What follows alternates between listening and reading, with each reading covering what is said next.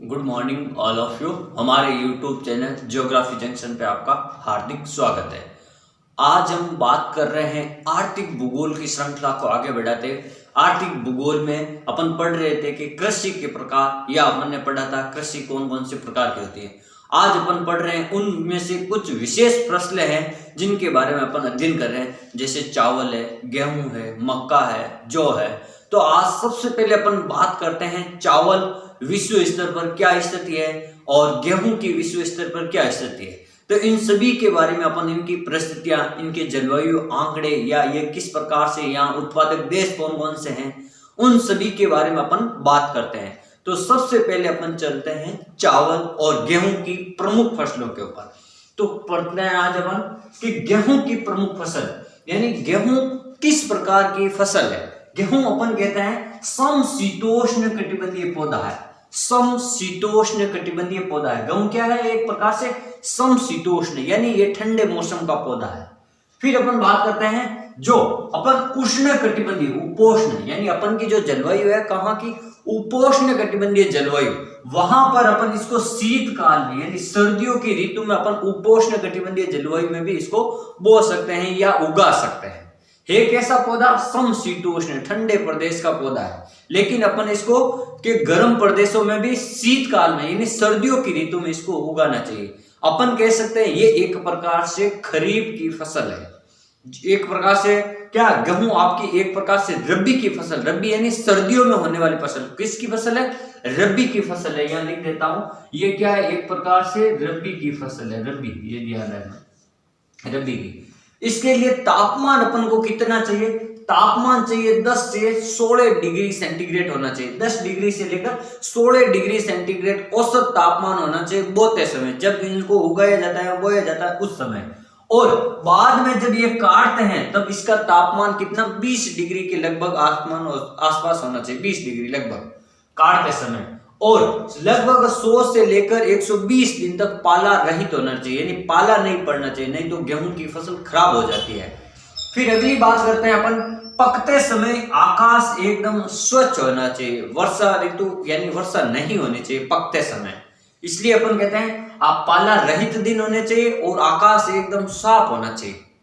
फिर बात करते हैं इसके लिए वार्षिक वर्षा, यानी जो जलवायु की दशाएं हैं, जिसमें अपन वर्षा है, तापमान है, या अपन मिट्टी की बात करेंगे, ये सभी जो दशाएं आती है इसमें।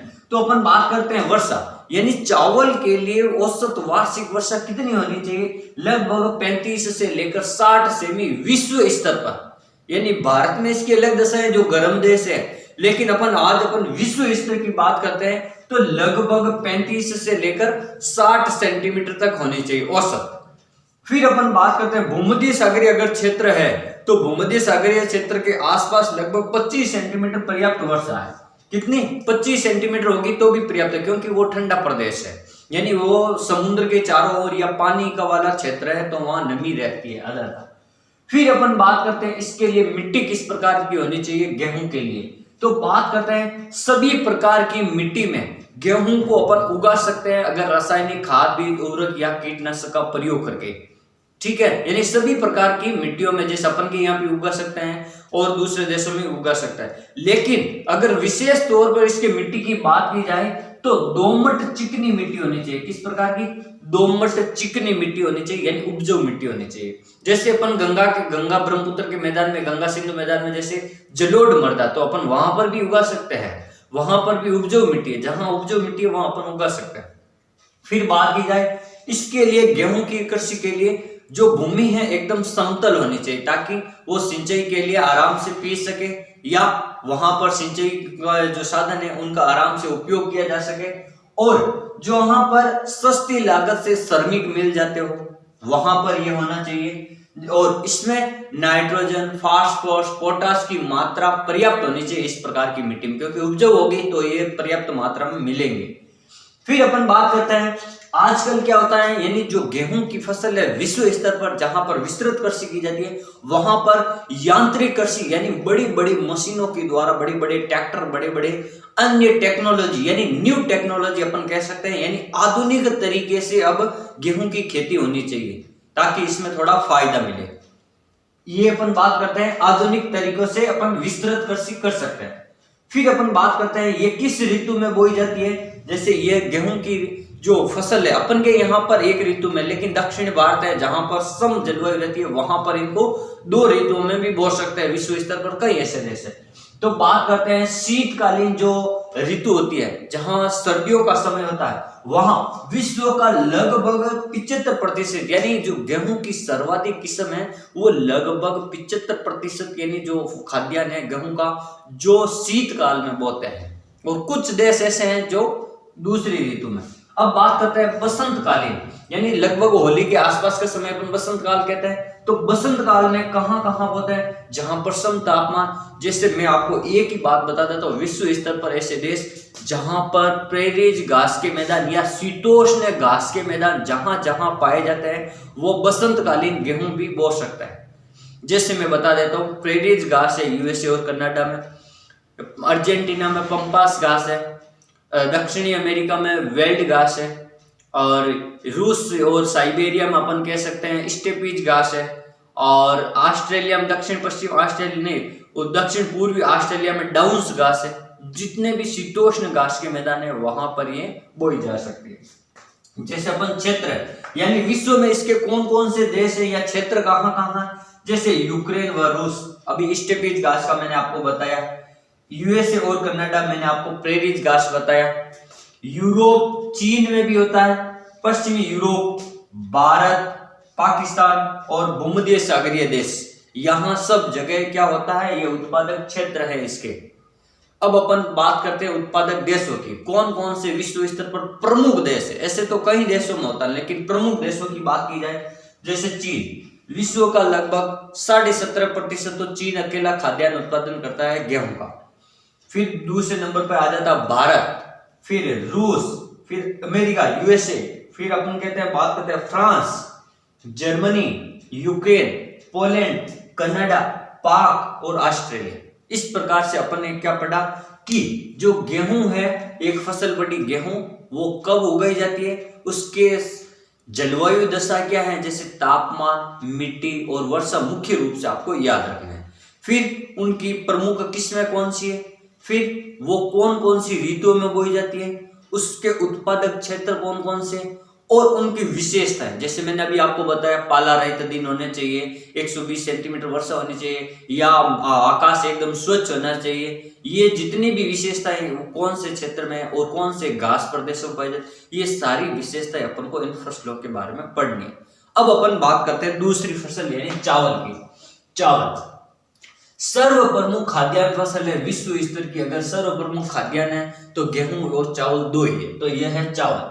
चावल क्या है, मानसूनी व उष्ण आर्द्र उष्ण कटिबंधीय आर्द्र जलवायु का पौधा है। किस प्रकार का पौधा है, उष्ण कटिबंधीय आर्द्र जलवायु का पौधा है, और विश्व का लगभग 94% जो खाद्यान्न है जो चावल का, वो एशियाई देशों में उगाया जाता है। यानी चीन है, भारत है, इंडोनेशिया, वियतनाम, ये थाईलैंड वगैरह, नीचे वाले जितने भी दक्षिण पूर्वी एशिया के।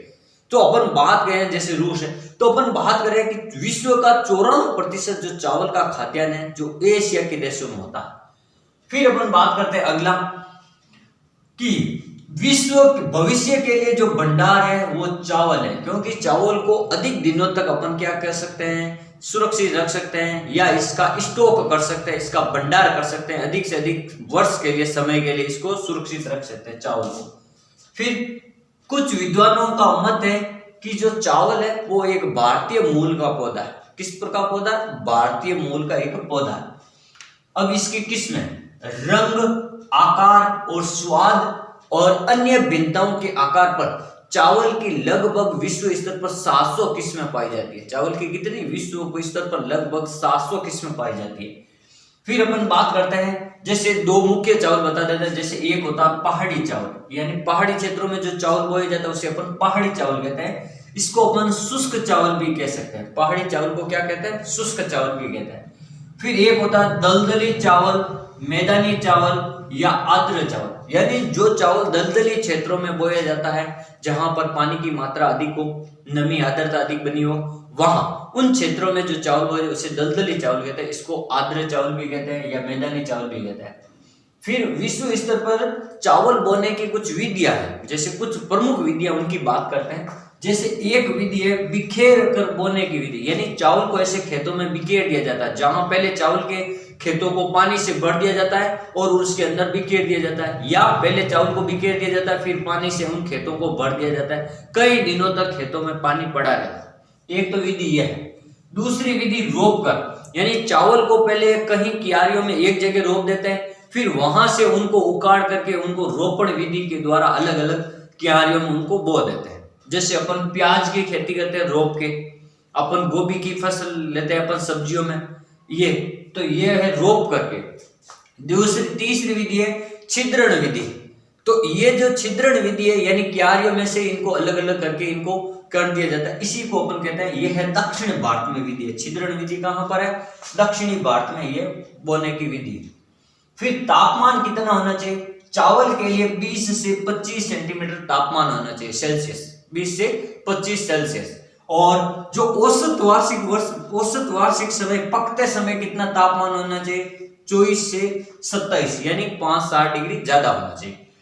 फिर बात की जाए औसत वार्षिक वर्षा की, तो ये चावल के लिए थोड़ी अधिक वर्षा की आवश्यकता होती है, 120 से लेकर 150 सेंटीमीटर विश्व स्तर पर 120 से लेकर 150 सेंटीमीटर औसत वार्षिक वर्षा होनी आवश्यक है। मिट्टी की बात की जाए चावल के लिए किस प्रकार की मिट्टी होती है, यानी अपन कहते हैं चावल के पानी में या दलदली क्षेत्रों में, तो ये तो इस प्रकार में क्या होंगी आपको पता होनी, चीका युक्त मिट्टी, यानी डेल्टाई या बाढ़ प्रदेशों में, डेल्टाई या जो बाढ़ प्रदेश होते हैं ना, वहां पर जो मिट्टी पाई जाती है उस प्रकार की मिट्टी, जैसे कांप है या चीका युक्त दोमट मिट्टी है, जहां पर चिकनी मिट्टी, अपन दोमट मिट्टी या कांप मिट्टी, चिकनी मिट्टी भी कह सकते हैं, क्योंकि जहां बाढ़ होगा, दलदली होगी, जहां ज्यादा पानी होगा वहां चिकनी हो जाएगी मिट्टी, काफी दिनों तक पानी रहेगा। तो फिर बात करते हैं इसके लिए जो विशेषता है, यानी खेत यानी जोत का आकार समतल होना चाहिए, सस्ते श्रमिकों की आवश्यकता होनी चाहिए इसके लिए, और पानी की आपूर्ति होनी चाहिए, क्योंकि चावल के लिए थोड़ा अधिक ज्यादा पानी की आवश्यकता होती है। तो ये वो इसकी विशेषता हो गई।